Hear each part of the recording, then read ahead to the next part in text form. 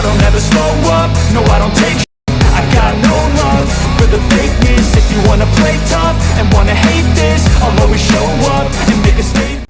The truth about prison justice. A lot of people, when we talk about prison justice, people who've never been to prison, at least in Missouri, think that these SOs that go to prison are going to be taken out if they get on the yard. First of all, most of them who go to prison go to PC. And yeah, they can be had in PC. Second of all, it's only those who have a whole lot of time, or those who are, never getting out, that's actually doing something to them. At least in Missouri, that's the way it is. I mean, because not only if they do something to them physically, not only will they get that charge, but they'll also get a hate crime charge. I mean, they come down hard on them. It's like they're protecting them.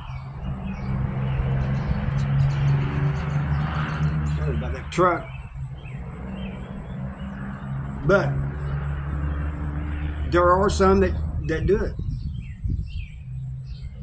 Most of them, though, that happen to go out in the yard are extorted. They may be pushed around a little bit, but they're extorted for their money, their canteen, and that. You have this for me on this day, and you can stay on the yard. And the people who are extorting them will protect them because that's their money. I remember one time me and another dude found out that this guy was an SO, and went up to him and was getting ready to tell him he had to get off the yard. And this black dude came up to us and said, "Hey man, let me holler at you guys for a minute." He takes us off to the side. He said, "Man, that's my money, man." And he goes, "Man, it's good money." He goes, I can't let you guys run this guy off the yard, So we let it go, and then I guess it was about a year later. I got transferred in the meantime, but about a year later, somebody told me that somebody finally got him. The guy that was extorting him got transferred or whatever. And the other guy just took him out. But there have been cases of people not with a lot of time taking one out. And the one I remember, I've told this story before. This dude comes to prison. He was in another prison at first. He came to South Central Correctional Center, and this group of white dudes, one of these wannabe organizations. It's almost funny, but they told him, "You can be one of us if you go beat up this guy." So he caught him in the gym.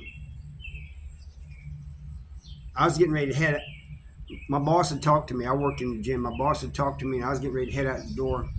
And you got to go through the weights, past the weights, and then go past this. There's a little waist-high wall, and you got to go past it. And right there, this when the guy attacked this SO. And the guy was screaming and everything else, and "Help me, Jesus," and this and that. Well, the staff, there was like a big garage door at the front of the gym, and it was open, and they were standing there watching the softball game. They didn't hear any of this. He starts to walk away, and he sees they're still not looking, and he goes back and does it again. Dude hits his head against that little wall, that waist high, whatever high wall it was, and was taken out. This guy only had like 7 more years to do, and I'm pretty sure he got another charge. I know they took him to the hole and everything. But they took him out. He's going to get a hate crime charge. He's going to get the charge of deleting the guy. All this. So this is the truth about it. You know, this, at least in Missouri. I don't know how it is in some of these other states, you know. But when I first got to prison, you never saw any of them on the yard. At least none of them I knew, you know. And I remember one in Potosi. We didn't know he was one because he didn't act like one. You know, he didn't carry around the Bible and saying, "Well, you want to go to church with me?" He didn't have that look. Of course, you know, you really can't go by looks a lot anyway. You know, the SO look can kind of say, "Hey, man, this guy looks fishy. Let's check him," you know. But that doesn't mean he's going to be one. And just because they're old doesn't mean they're going to be one. They just might have been in prison a long time, or they might have, you know. It doesn't mean that because they're old and overweight and wearing glasses that they're one of those type of people. But this guy was muscle bound, worked out, didn't have glasses, and you know. And one guy, he always went on about SOs. I mean, so much so that one guy got suspicious. And he's talking about them too much, man. It's like he's obsessed with them. He goes, "I'm going to check his paperwork." So he had his people check his paperwork and came back. He had bad paperwork.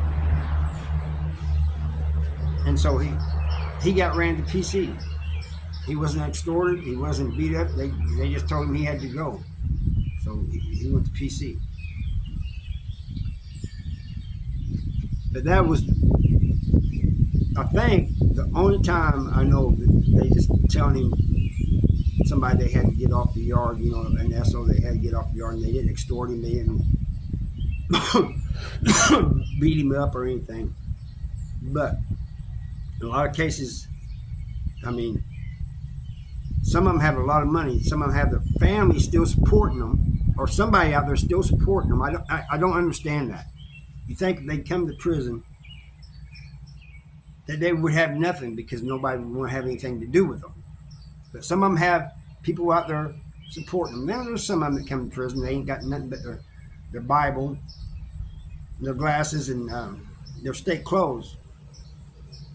But some of them have money, some of them have a lot of money. And I just don't understand it. You know? Now, I want to get into this because I've seen this happen more than once. Some of them are falsely accused and sent to prison. And it's usually by their wife or their girlfriend or something. You know, they get mad at them, get angry at them, or it might be somebody just hates them, and they try to set them up. This happened to one guy that me and Kevin, I've told you about Kevin, we was going to go down there and check his paperwork. Well, he had bad paperwork, but the thing of it is, we noticed that he also had the mind of a child. I mean, he talked like somebody that was like 12 years old or something. And we get to ask him about what happened and everything. And his wife had set him up with photos and stuff, you know, with him and his bathing his daughter, being in bed with his daughter. You know, it's actually, the daughter was in his bed, and she had the daughter go in bed with him and then took photos of him. And this guy was so, I hate saying, you know, I don't know how to say this politically correct. His mind was so underdeveloped that he wanted to get back with his wife, and we was telling him, why? And he goes, well, I don't think she meant to do what she did, you know. She didn't realize I was going to go to prison, you know. So I think that guy was innocent. Then there's guy, In Missouri, you get public urination, you get statutory, and it automatically says SO on the paperwork. You know, and you have to dig farther to see the paperwork. They got to show you the paperwork. You know, the transcripts and everything. Why they was in there. I do not think.